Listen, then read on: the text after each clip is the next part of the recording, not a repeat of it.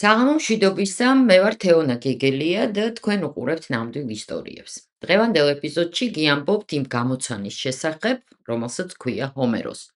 იმის შესახებ, თუ ვინ იყო ეს ლეგენდარული ძველბერძენი პოეტი, რა არის მთავარი, რაც უნდა ვიცოდეთ მის შესახებ და რატომ არაფრით ნელდება ინტერესი მის მიმართ. მეგობრებო, მადლობა, რომ გვიყურებთ, იწონებთ და აზიარებთ ნამდვილ ისტორიებს. მადლობა ყველა კომენტარისთვის, შექებისა და კრიტიკისთვის, რადგან თქვენი ნებისმიერი მოსაზრება, როგორ აბსურდულად ან დაუმსახურებლადაც არ უნდა მეჩვენებოდეს ზოგიერთი, ძალიან ძვირფასია ჩემთვის და ამ არხისთვის. გამოგვიწერეთ და მოიწვიეთ ჩვენთან რაც შეიძლება მეტი ადამიანი, რადგან თქვენი რაოდენობის ზრდა ამ კონკრეტულ შემთხვევაში ჩემი ვიდეოების და ზოგადად ამ არხის ხარისხის ზრდის პირდაპირ პროპორციულია.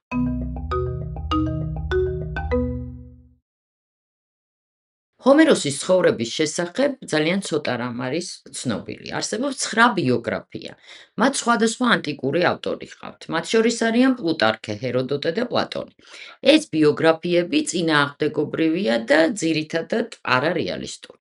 მეტიც თანამედროვე ფილოლოგებს საერთოდ ეჭვიებარებათ, რომ მსგავსი ადამიანი არსებობდა.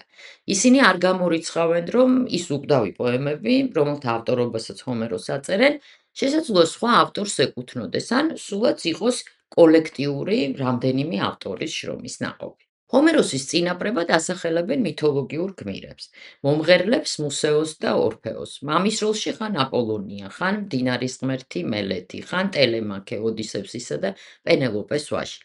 ჰომეროსის დედად თვლიან ან ფილოსოფიის მეცნიერების და ეპიკური პოეზიის მუზას კალიოპეს, ან სიბრძნის ქალღმერთ მეტიდას. თუმცა კიდევ ერთი ვერსიით დედამისი იყო მატყლის მრთველი. უცნობია პოეტის დაბადების ადგილი. კვლევრების უმრავლესობა დარწმუნებულია, რომ ჰომეროსი დაიბადა მცირე აზიის ტერიტორიაზე, იონიაში, მაგრამ ზუსტი ადგილი გამოცანად რჩება. დაბადების დროც გაურკვეველია. თუმცა მეცნიერების უმრავლესობა ემხრობა იმ მოსაზრებას, რომ ჰომეროსის ცხოვრების და შემოქმედების პერიოდი ჩვენ წელთაღრიცხვამდე მე-7 საუკუნეა. ითვლება ასევე, რომ ჰომეროსი იყო აედოსი, მოხეტიალე, მომღერალი და სახალხო მთქმელი, მგოსანი. ძველ საბერძნეთში აედოსები ეპიკურ თქმულებებს ასრულებდნენ, თავადვე ქმნიდნენ და მუსიკალური საკრავის თანხლებით ყვებოდნენ მითებსა და გმირულ ამბებს. თითქოს ჰომეროსი ელადაში ხეტიალის დროს უკრავდა 4-სიმიან მუსიკალურ საკრავზე და უმღეროდა ადამიანებს გმირების და დიდებული ღმერთების შესახებ და ამით ირჩენდა თავს. ჰომეროს ჰქონდა ძალიან კარგი მეხსიერება. მან ზეპირად იცოდა ათობით ათასი სტროფი ლექსებიდან და ფლობდა ტრადიციული პოეტური ხერხების ისეთ ნაკრებს, რომელსაც სამეტყველო ენაში არ იყენებდნენ. ქალკიდაში ჰესიოდესთან, პოემების თეოგონიას და სამუშაონი და დღენის ავტორთან შეჯიბრების დროს პოეტი ლექსად პასუხობდა ოპონენტის ურთულეს გამოცანებს. გარდა ამისა, მიაჩნდათ, რომ ჰომეროსი ყოველდღიურ ცხოვრებაშიც პოეტურ ენას იყენებდა. ანტიკური ეპოქის ბიოგრაფებს შემჩნეული ჰქონდათ, რომ ჰომეროსი არ იყო საკუთარი სახელი, არამედ ეს იყო მეტსახელი, რომელიც დიალექტის მიხედვით ნიშნავდა ხან თანამგზავრს, ხან მძევალს, ხან კი უსინათლოს. ტრადიციულად ჰომეროსი ყველას უსინათლო მოხუცად წარმოუდგენია, მაგრამ როდესაც აანალიზებენ მისი პოემების გმირების იერს, ვერავინ იჯერებს, რომ უსინათლო ადამიანი ფერთა ასეთ სპექტრს ხედავდა. პოეტი აღწერს აქილევსის ქერახვეულთმას და მეფე მენელაეს ნათელთმას, ბარდის მწვანე მარცვალს და ასე შემდეგ. ეს აჩვენებს, რომ აღწერაში ჭარბობს ვიზუალური ხატსურათები, ხოლო უსინათლო მომღერლებისთვის, მაგალითად ოდისეას გმირის დემოდოკესთვის, დამახასიათებელია ბგერების, შეგრძნებების, სურნელების და გრძნობების გამოსახვა. მაინც რატომ წარმოგვიდგენია, რომ ჰომეროსი ბრმაა? აღმოჩნდა, რომ ჩვენ წელთაღრიცხვამდე მე-4 საუკუნეში ჰომეროს გამოხატავდნენ როგორც თვალხილულს, მაგრამ როგორც ისტორიკოსი პლუტარქე ამტკიცებდა, ალექსანდრე მაკედონელმა, რომლის ბალიშის ქვეშაც ყოველთვის ინახებოდა ხანჯალი და ილიადას სია, ნახა სიზმარი. ამ სიზმარში პოეტმა მას აჩვენა ადგილი, სადაც დიდებული ქალაქი უნდა აეშენებინა. ამ ტერიტორიაზე დაარსებს მაკედონელი ალექსანდრიას და ჰომეროსის პატივსაცემად ტაძარსაც ააგებს. მაგრამ ალექსანდრიის ფილოსოფოსები ვარაუდობდნენ, რომ გაღმერთებულ პოეტს ვერ ექნებოდა ჩვეულებრივი მოკვდავის სახე. ჰომეროსის გამორჩეულობის და მისი სიბრმავის თვალხილულობის ხაზგასაცვლელად პოეტი გამოსახეს როგორც უსინათლო. ეხლა რატომ ითვლება ჰომეროსი ევროპული ლიტერატურის ფუძემდებლად? ჰომეროსმა შექმნა ორი დიდი ძველბერძნული პოემა, „ილიადა“ და „ოდისეა“. მისი თანამედროვეები თვლიდნენ, რომ ის შთააგონა თავად კალიოპემ, მუზათაგან უფროსმა ეპიკური პოეზიის მუზა. ჰომეროსის ნოვატორობა, რის გამოც მას ეს სტატუსი აქვს, ევროპული კულტურის ფუძემდებლის სტატუსი, მდგომარეობს იმაში, რომ მან შემოიღო სინეკდოქეს პრინციპი.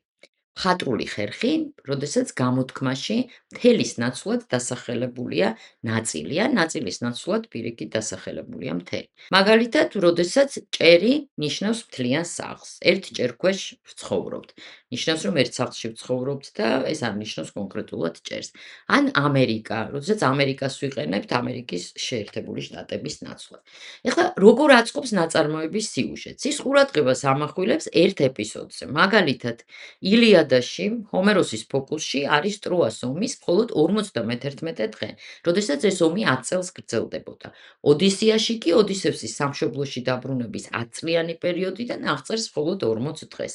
აი ამ ერთი ეპიზოდით ის აღწერს ოპტიმალურ მოცულობას, რითაც ხდება შესაძლებელი საშუალო ევროპული რომანის ფარგლებში ხაზი გაუსვა ეპიკური მოქმედების მასშტაბს. მოკლედ, მთელი რიგი დიდი რომანების დროშის შეზღუდვა, წერლური ხერხი, როდესაც ნაწარმოების მოქმედება რამდენიმე დღით ან საათით შემოიფარგლება, პირველმა გამოიყენა სწორედ ჰომეროსმა. ამ დიდი ავტორის კიდევ ერთი დამსახურება არის ის, რომ მისი პოემები დაწერილია ჰეგზამეტრით. ესაა ძველბერძნულ ლექსწყობაში 6-მუხლიანი დაქტილური ტაეპი. ყველაზე მნიშვნელოვანი და გავრცელებული ლექსის საზომი ანტიკურ, ძველბერძნულ და ლათინურ პოეზიაში. ელადაში ჰეგზამეტრი ღმერთების ენად ითვლებოდა, რომელიც დელფოში აპოლონის ტაძარში შეიქმნა.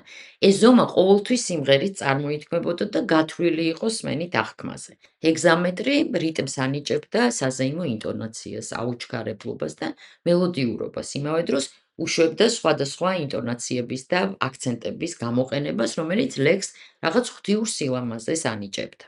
არგენტინელმა მწერალმა ხორხე ლუის ბორხესმა მთელი მსოფლიო ლიტერატურა 4 უნივერსალურ სიუჟეტამდე დაიყვანა. ალყაშემორტყმული ქალაქი, სახლში დაბრუნება, მოგზაური გმირის სახლში დაბრუნება დიდი ხნის შემდეგ, განძისძიება, იასონი და ოქროს საწმისის მითი და ღმერთის თავგანწირვა, თვითმკვლელობა, ანუ ღმერთის სიკვდილი. აქედან ორის წყარო ჰომეროსის პოემების სიუჟეტია. არიან მწერლები, რომლებმაც ბევრად მეტი სიუჟეტი დათვალეს, ერთმა 38, სხვამ 16 და ასე შემდეგ.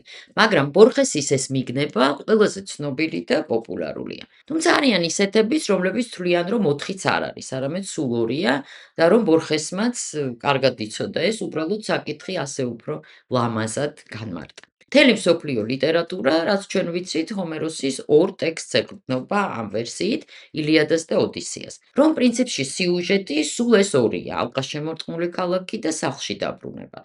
რომ განძის ძიება და ღმერთის სიკვდილი სრულყოფილი სიუჟეტები არ არის და ისინი შეიძლება იყოს გმირის მოგზაურობის თავგადასავლის ნაწილი.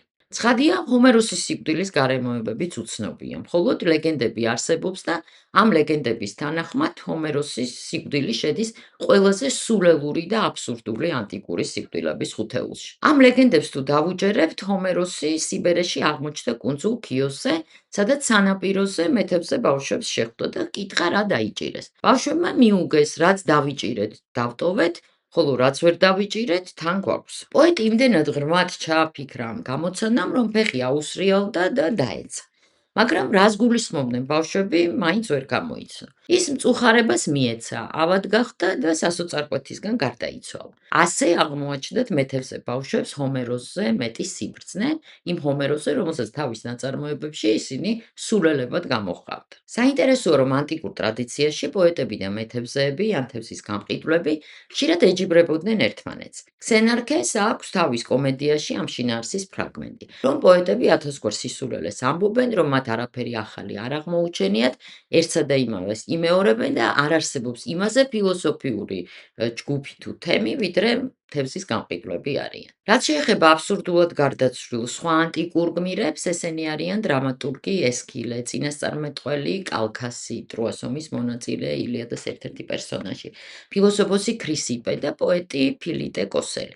მაგრამ ეს უკვე ცალკე ისტორიებია, რომლის შესახებაც შესაძლოა სხვა დროს მოგვიწიოს ლაპარაკი. გაგვიზიარეთ კომენტარებში თქვენი აზრი ჰომეროსის და მისი პოემების შესახებ. გნებავთ თქვენი მოსაზრება იმ აურზაურზე, რაც კრისტოფერ ნოლანის ფილმს ოდისეას მოჰყვა. მანამდე კი არ გამოგრჩეთ ხელის დაჭერა გამოწერის ღილაკზე, ვისაც ეს ჯერ არ გაგიკეთებიათ. ნახვამდის მომავალ ისტორიებამდე.